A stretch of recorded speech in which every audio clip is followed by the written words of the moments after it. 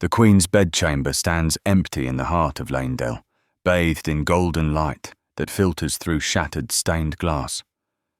You fought through the capital's war-torn streets, past the charred remains of those who dared touch the Erd tree's thorns, and now you stand before an unassuming statue. Just another monument to Queen Marika the Eternal, you might think, until you notice the developer message glowing at its base.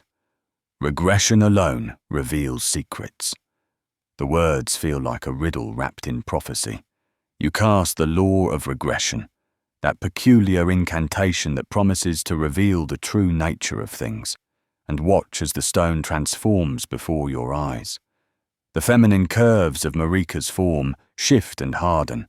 Her flowing hair shortens and changes hue from gold to burning red. And suddenly, you're not looking at the Queen anymore. You're looking at Radagon of the Golden Order. The same person.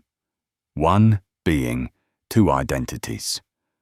Welcome, Law Seekers, to another deep dive with Keen 7 Law, where today we're unraveling one of the most fascinating patterns woven throughout the lands between.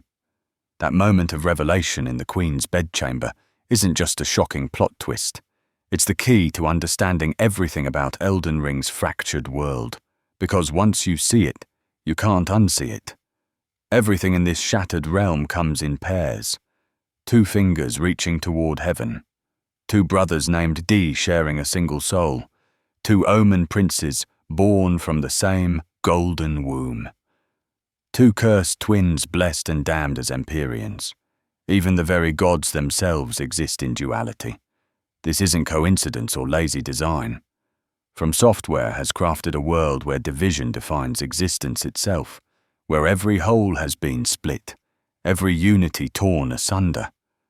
The lands between don't just contain dualities. They're built on them, sustained by them, and ultimately destroyed by them. Today, we're going to explore why everything in Elden Ring comes in twos, what this pattern reveals about the nature of divinity and order in this world, and how the very concept of duality might be both the source of the world's power and the cause of its inevitable shattering.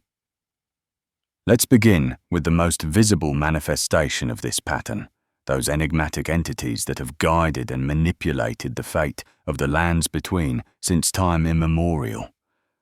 The two fingers appear throughout your journey as withered, giant digits that speak in twitches and gestures only their chosen interpreters can understand. But what exactly are they? And why do they always come in pairs? The two fingers appear to be connected to Mita, the mother of fingers. Herself described as a daughter of the greater will, herself a daughter of the greater will. This cosmic entity, dwelling in the depths of the finger ruins, gave birth to these emissaries that would serve as conduits between the divine realm and the material world. Each set of two fingers acts as a communication device, if you will, receiving transmissions from the greater will and translating them into actions and edicts that shape the world below. They select Empyreans, those rare beings who might one day ascend to godhood. They choose champions and bestow grace. They maintain the fundamental order of reality itself. But here's where it gets interesting. The two fingers aren't unique. There are multiple pairs scattered across the lands between. Atop each divine tower rests another set, cold and lifeless now. Their purpose seemingly fulfilled or forgotten. Ranni the witch had her own two fingers, which she murdered in her quest to escape her predetermined fate. Their massive corpse still visible atop the divine tower of Liurnia. The two fingers you encounter at the round table. Hold still live, still twitch their ancient wisdom through their interpreter, the finger reader. Each pair seems to serve a specific function, govern a specific domain, or guide a specific destiny.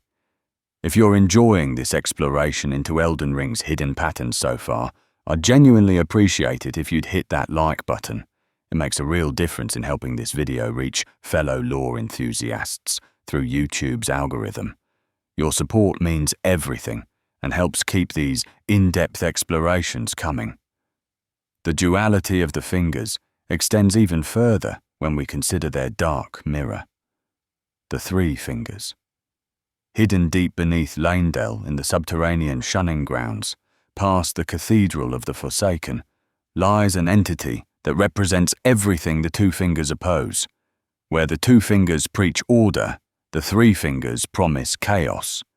Where two seeks to maintain distinctions and hierarchies, three desires to melt all back into one.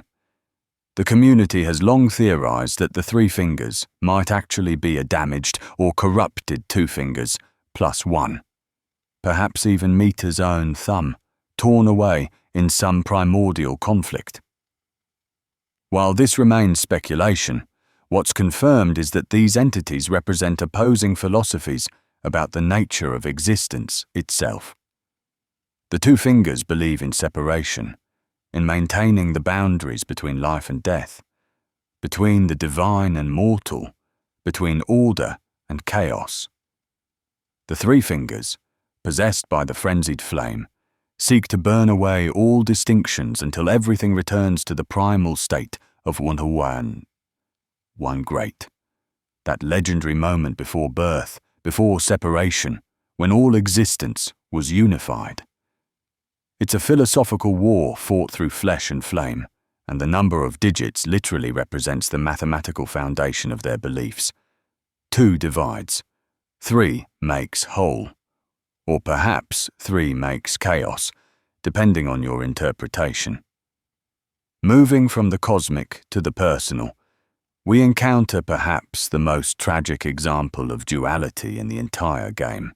The twins, known simply as Darian and Devin, the hunter of the dead and his silent brother, represent something that shouldn't be possible according to the laws of nature. They are, as the game explicitly tells us, of 2 bodies and 2 minds, but 1 single soul. This isn't metaphorical brotherhood or symbolic unity. The D-twins literally share a single soul between 2 physical forms. When one is awake and active, the other slumbers in a death-like state. They can exchange consciousness, passing their shared soul back and forth like a torch in the darkness. The armor they wear, the twinned armor, was crafted specifically for beings of their unique nature, its design reflecting their impossible existence, with 2 heads emerging from a single torso. Darian, whom you first meet on the road to Summonwater Village, serves the Golden Order as a hunter of those who live in death. He's devoted, perhaps fanatically so, to the principle that death should be absolute, that the dead should not walk among the living. His brother Devin, whom you later find in the Siofra Aqueduct, seems to share this mission, but approaches it from a different angle. When Fia murders Darian in the Round Table Hold, it's Devin who awakens to avenge his other half, completing the cycle of their shared existence. If you're finding value in uncovering these deeper connections within Elden Ring's lore, consider subscribing to support the channel and join our growing community of lore enthusiasts. Your support truly makes these deep investigations possible. The D-twins raise fundamental questions about identity and consciousness in the lands between. Are they one person with 2 bodies, or 2 people sharing one essence? The Golden Order, that mathematical religion that seeks to define all existence through regression and causality, accepts them despite their paradoxical nature. In fact, their condition might be seen as a perfect representation of Golden Order fundamentalism, the idea that all complexity can be reduced to fundamental principles, that 2 can become 1 through the proper application of divine mathematics. Their story also parallels the greater dualities we see throughout the game. Like Marika and Radagon, they are separate yet united. Like the 2 fingers and 3 fingers, they represent a split that perhaps should never have occurred. But unlike those examples, the D-twins seem to have found a form of peace with their condition. They work in harmony, each accepting their role in their shared existence. When one falls, the other rises. When one sleeps, the other wakes. They are proof that duality doesn't always mean conflict. Sometimes it means balance. This brings us to another pair of twins whose shared origin led to vastly different destinies, Mohg and Morgott, the twin Omen born of the golden lineage. These brothers, cursed from birth with the horns and unseemly appearance of the Omen, represent two completely opposite responses to the same trauma of rejection and imprisonment. Both were born to Queen Marika herself, or perhaps to Godfrey, if we're being precise about the genealogy, making them demigods of the golden lineage despite their cursed appearance. The Golden Order, which preaches perfection and beauty, had no place for such creatures. They were hidden away in the subterranean shunning grounds, that vast sewer system beneath Leyndell, where all shameful things are cast away. There, in the darkness, chained and forgotten, the twins grew up knowing they were royalty deemed too ugly to acknowledge. But here's where their paths diverged in the most dramatic fashion possible. Morgott, the elder by mere moments perhaps, internalized the Golden Order's rejection. He came to hate his own Omen nature, to see himself as truly cursed and deserving of scorn, yet paradoxically, this self-loathing manifested as absolute devotion to the very order that rejected him. When the Shattering came, and the demigods warred for power, it was Morgott who defended Leyndell. He became the veiled monarch, hiding his true nature, while protecting the capital from all who would claim it. He fought Radagon to a standstill. He repelled Godric's ambitions. He maintained the throne not for himself, but for the return of a proper lord, someone worthy in the eyes of the Golden Order he still served. Mohg took the opposite path entirely. Where Morgott saw shame, Mohg saw power. Where Morgott hid his horns, Mohg decorated them. Where Morgott served the greater will that spurned him, Mohg sought new gods entirely. In the depths beneath the earth, he encountered the formless mother, an outer god of blood and wounds. She didn't reject him for his Omen blood. She celebrated it. Through her, Mohg found not just acceptance, but exaltation. He founded the Mohgwyn dynasty, a new order built on blood rather than gold, where the cursed would be blessed and the rejected would rule. The twins even manifest their power in tellingly different ways. Morgott's incantations are golden, tinged with holy light, despite the cursed blood that flows through them. He conjures weapons of light, hammer, spear, sword, and dagger, each one a testament to his desire to be worthy of the Golden Order. His rain of swords falls like divine judgment, even though the divine would never accept him. Mohg's magic runs red with blood and black with curse. He doesn't hide his Omen nature, he weaponizes it. His blood flame burns with the passion of the spurned, and he counts to 3 in the ancient tongue, unus, duo, tres, building to an explosion of nihilistic fury. Their great runes, fragments of the Elden Ring they each claimed, mirror this fundamental divide. Morgott's great rune greatly raises maximum health, a defensive blessing that helps one endure and persist, much like he endured centuries of rejection while still defending the capital. Mohg's great rune grants a blessing of blood to summoned spirits, turning phantoms into agents of violence, spreading his corrupt influence to others, just as the formless mother's influence spread to him. What makes the Omen twins so fascinating is that they're both right and both wrong simultaneously. Morgott's loyalty to an order that despises him is both noble and pathetic. His defense of Leyndell is heroic, but it's in service of a system that would see him dead if he wasn't useful. Mohg's rebellion against that order is understandable, even justified.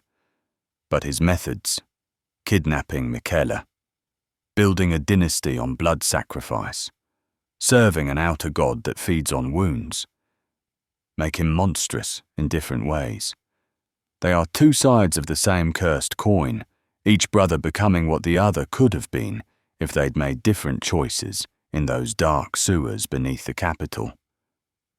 The pattern continues with Malenia and Miquella, the twin Empyreans born of the union between Radagon and Marika, if we can even call it a union when they're the same person. These twins were born cursed, but their curses, like everything else in the lands between, came as complementary opposites. Malenia bore the scarlet rot, a curse of aggressive decay that would consume her from within and spread to everything she touched. Miquella bore eternal youth, forever trapped in the body of a child, no matter how his mind matured or his power grew. Where other twins in Elden Ring were separated by philosophy or circumstance, Malenia and Miquella remained united in purpose and devotion. Malenia became Miquella's blade, his protector, swearing to defend him against all threats. She trained under the Blue Swordsman until she mastered combat despite her rotting body, developing her own legendary fighting style, the waterfowl dance that has traumatized countless tarnished. Miquella, meanwhile, sought cures for both their curses, developing new forms of magic and even attempting to grow his own Erd tree, the Halig tree, where those rejected by the Golden Order could find sanctuary. The twins represent potential unfulfilled. They were selected as Empyreans, candidates to succeed Marika as the god of a new age.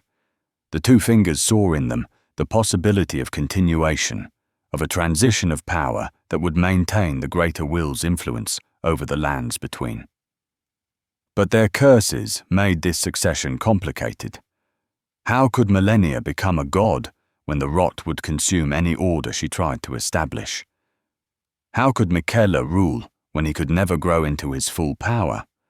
Evidence suggests that Miquella might have found a way around his curse, though the path he chose raises disturbing questions.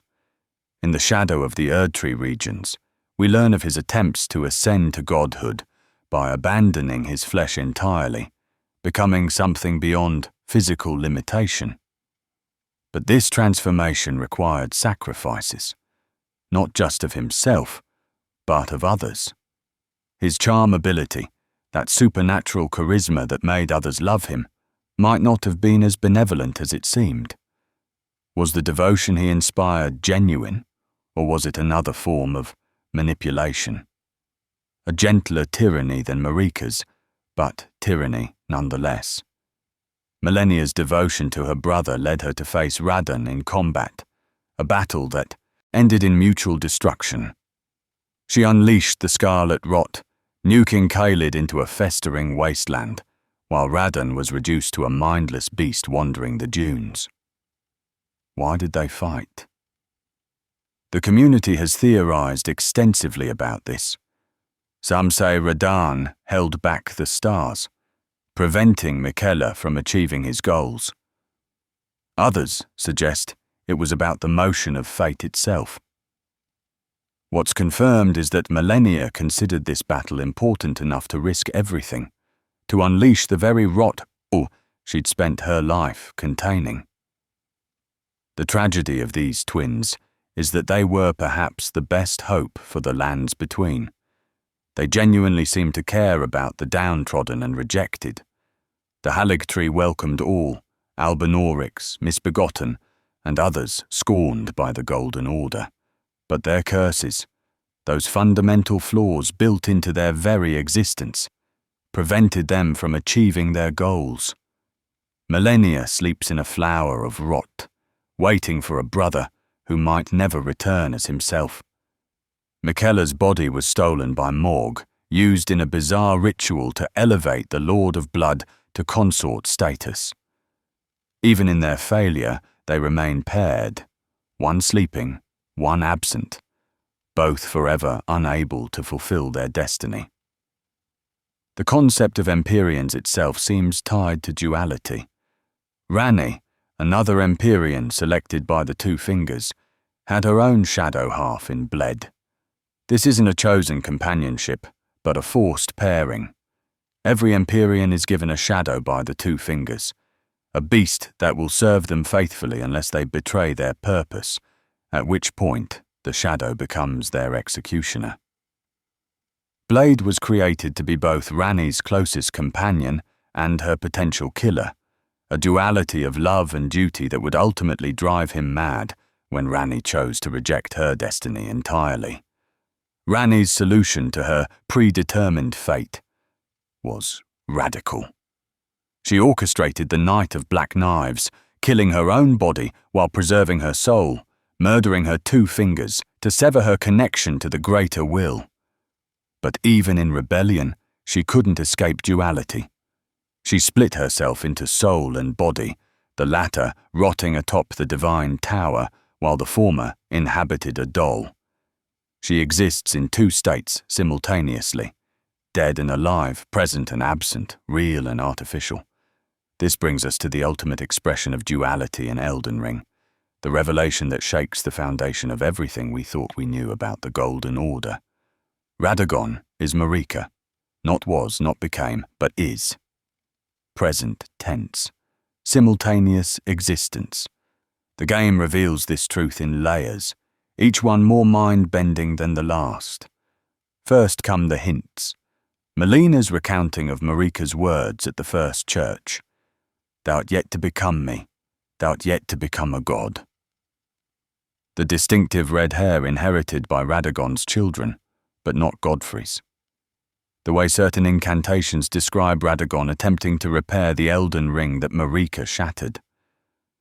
Then comes the statue's transformation, that moment when law of regression reveals what was always there. Finally, the boss fight itself, where Marika's broken body transforms into Radagon before your eyes, switching between forms as if toggling between two states of the same being. The alchemical symbolism here is profound and confirmed by developer intention. Marika and Radagon represent the rebis, the divine hermaphrodite of alchemical tradition. In alchemy, the rebis is the end product of the magnum opus, the great work, a perfect being that unites all opposites, male and female, sun and moon, sulfur and mercury, king and queen. It's the philosophical stone made flesh, the union of opposites that creates something greater than either alone. But in Elden Ring, this union is tortured, not transcendent. Marika and Radagon don't seem to be in harmony, they're in conflict. Marika shatters the Elden Ring. Radagon tries to repair it. Marika speaks of the Golden Order as something to be questioned and potentially overthrown. Radagon is described as a leal hound of the Golden Order, fundamentalist in his devotion. They share a body, but not a will, an existence, but not a purpose. The question that has consumed the community since the game's release is, were they always one being, or did they merge at some point? The evidence points in multiple directions. Radagon first appeared during the Liurnian Wars as a champion of the Golden Order, rising from nowhere to become a legendary warrior. He married Rennala, had 3 children with her, then abruptly left when Godfrey was exiled, returning to become Marika's consort.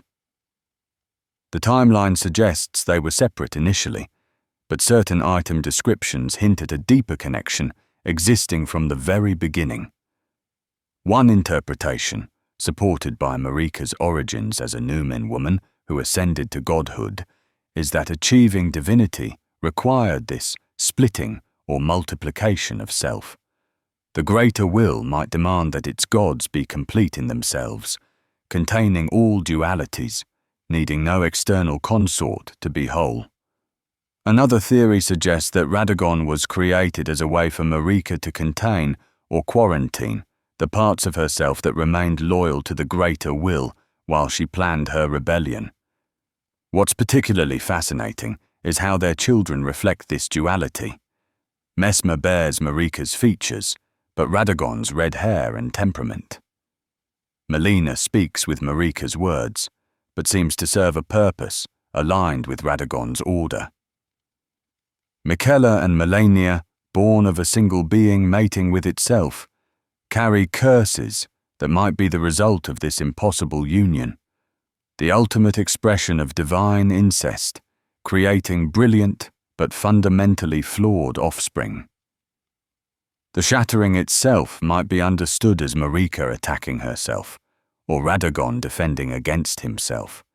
When you fight them in the Erdtree, you're not facing two bosses who trade places.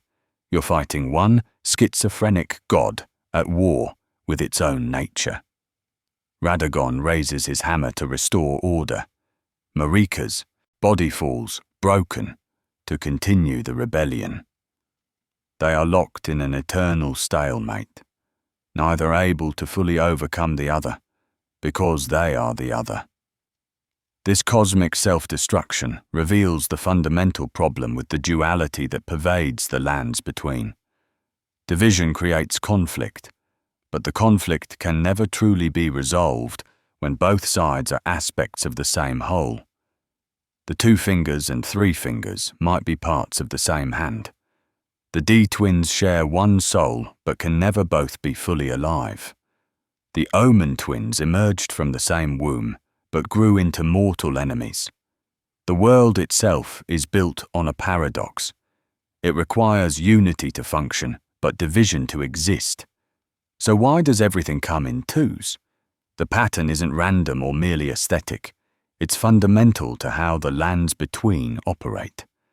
The greater will, that outer god that imposed its order through the Elden Ring, seems to function through division and categorization. It creates by separating life from death, order from chaos, blessing from curse.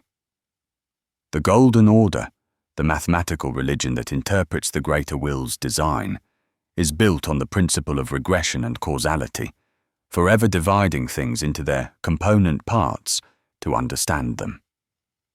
But this divine mathematics has a flaw. When you divide something perfectly in half, you create 2 parts that are both less than the whole. When you split a soul, a god, a purpose, you don't get 2 functioning entities. You get 2 broken halves yearning for completion. The lands between are littered with these broken halves, all seeking their other part, all conflicting with what they need most. The 2 fingers reach toward the greater will, but receive only silence.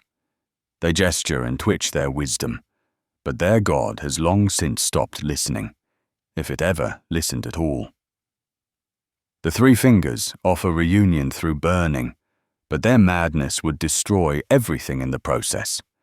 Every attempt at wholeness, Mohg trying to elevate Miquella, Radagon trying to repair what Marika broke, the D-twins passing their soul back and forth. All of it fails because the fundamental structure of reality is built on separation. This is where you, the tarnished, enter the picture as potentially the most important duality of all. You are both dead and alive, exiled and returned, graceless and blessed with grace. You exist outside the normal rules, able to die and return endlessly, to challenge gods and survive. You can choose to maintain the Golden Order or burn it all away, to establish a new age of stars or return everything to primordial darkness. But here's the crucial difference. You aren't bound by your duality. You can hold contradictions without being paralyzed by them. You can serve Ranni while completing Goldmask's quest. You can help Millicent while progressing Gowry's plans. You can be simultaneously the agent of order and chaos, making choices that no pure being could make. You're not split in half like everything else in the lands between. You're whole in your contradiction. The various endings of Elden Ring each represent a different resolution to the problem of duality. The Age of Fracture maintains the status quo, keeping everything broken and divided. The Age of Perfect Order, achieved through Goldmask's mending rune, attempts to mathematically resolve all contradictions into a perfect equation. The Age of Stars, Ranni's ending, removes the divine influence entirely, allowing the world to exist in natural multiplicity without forced unity. The Frenzied Flame, ending burns away all distinctions, returning everything to the primordial one great, where no divisions existed. Each ending has its merits and its horrors. Perfect order might eliminate suffering, but also eliminate choice. The Age of Stars offers freedom but also uncertainty, casting the world into a 1,000-year voyage through darkness. The Frenzied Flame offers unity, but at the cost of existence itself. There's no perfect solution because the problem, the fundamental duality of existence, might not be a problem to be solved, but a condition to be accepted or transcended. From Software's decision to build Elden Ring around this concept of duality speaks to deeper themes that run through all their games. The cycles of Dark Souls, where every age of fire must be followed by darkness. The split between insight and beasthood in Bloodborne. The conflict between stagnation and change in Sekiro. But Elden Ring takes this further by making duality not just a theme, but the fundamental structure of reality itself. Consider how this plays out in the game's mechanics. You level up by spending runes, currency gained from death, at sites of grace, places of life and restoration. You strengthen yourself by defeating others, literally building your power on division and conflict. Even the multiplayer reflects this, with invaders and cooperators, bloody fingers and hunter helpers, each player potentially being both ally and enemy, depending on the context. The weapon art system allows you to be both sorcerer and warrior. The incantation system lets you wield both holy and flame, both healing and harm. Your character can embody contradictions that the NPCs cannot. Where Morgott must be loyal or treacherous, you can be both. Where Malenia must be rotting or pure, you can carry the rot while remaining whole. This mechanical freedom reflects the narrative freedom you possess as the Tarnished. You're not bound by the predetermined fates that trap the demigods. You can break the cycle or perpetuate it, can unite what was divided or divide it further. You are, in essence, the variable that the greater will's mathematics couldn't account for.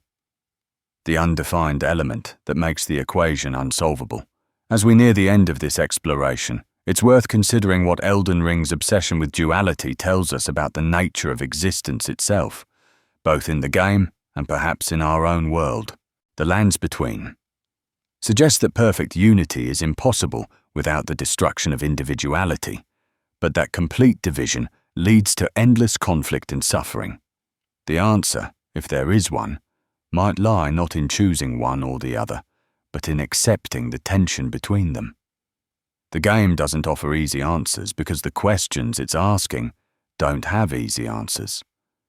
Can opposing forces coexist without conflict?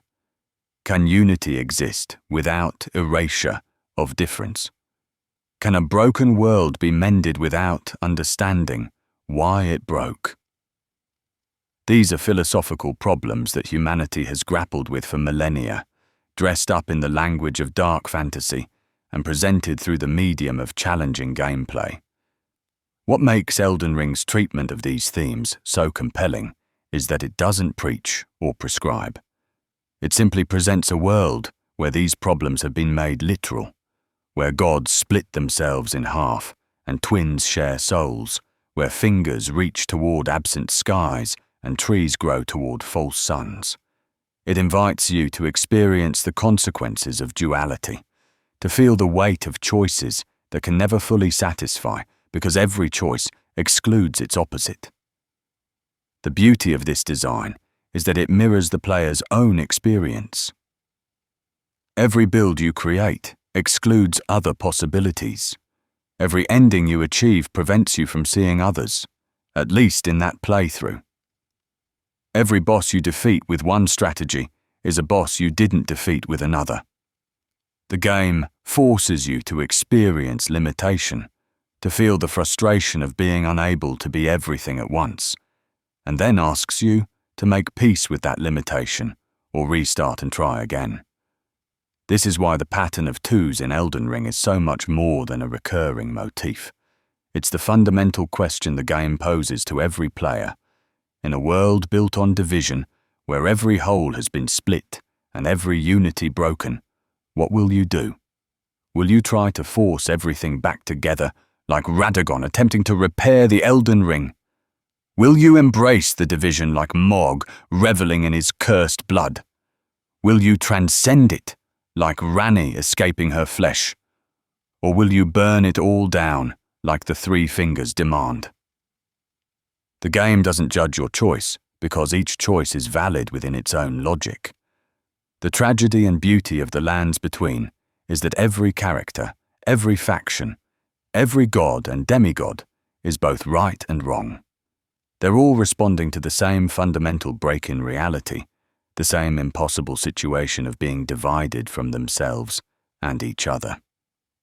Their responses, whether Morgott's self-loathing loyalty or Mohg's bloodthirsty rebellion, whether Malenia's protective devotion or Radagon's desperate repair, are all understandable reactions to an understandable problem.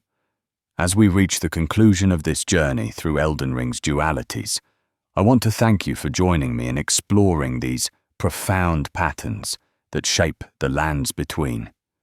The revelation that everything comes in twos isn't just clever world-building or thematic consistency.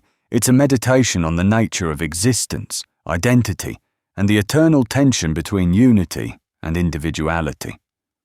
From the moment you first discover that Radagon is Marika, the game invites you to see the world differently. Every pair you encounter, the Two Fingers and Three Fingers, the D-twins with their shared soul, the Omen brothers with their divergent paths, the cursed Empyrean twins, they all reflect different aspects of the same core problem. How can things be both separate and united? How can opposing forces coexist? Is the solution to force unity, accept division, or find some impossible balance between them? These aren't questions with simple answers, and that's what makes Elden Ring's exploration of them so enduringly fascinating. Every playthrough reveals new connections, new parallels, new ways in which the pattern manifests. The game rewards careful observation and deep thought, hiding its profoundest truths in item descriptions, environmental storytelling, and the spaces between what's explicitly stated. If this deep dive into Elden Ring's duality has enriched your understanding of the game, or given you new perspectives to consider on your next journey through the Lands Between, I'd be deeply grateful if you'd consider subscribing to the channel. Keen 7 Lore exists to explore these profound patterns and hidden meanings in the games we love, and your support makes it possible to continue crafting these comprehensive explorations. Hit that notification bell to join our community of lore seekers who refuse to accept surface-level explanations, who dig deeper into the mysteries that make these worlds so compelling. Thank you for spending this time with me, for caring about the deeper meanings embedded in these digital worlds, and for being part of a community that values thoughtful analysis and thorough exploration. Until next time, remember, in the Lands Between, nothing exists in isolation. Everything has its pair, its opposite, its other half. The question isn't whether duality exists, but what you'll do when you find yourself caught between two halves of a broken whole. May you find your path through the divisions, and may your choices, whatever they might be, bring you closer to whatever unity or separation you seek. This has been Keen 7 Lore, and I'll see you in the next exploration of gaming's deepest mysteries.